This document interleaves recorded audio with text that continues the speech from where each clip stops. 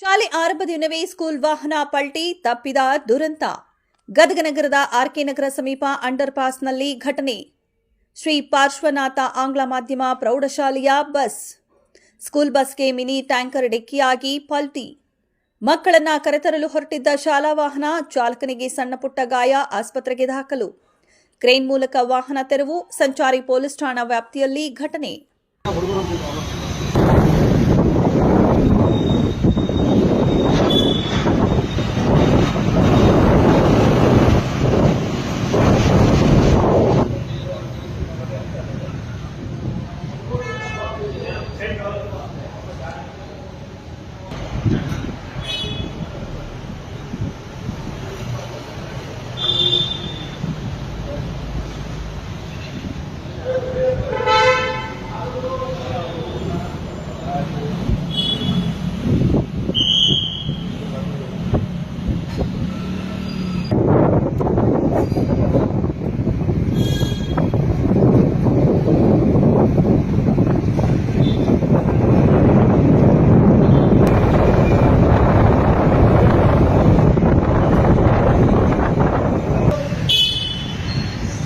ಬೆಳಗ್ಗೆ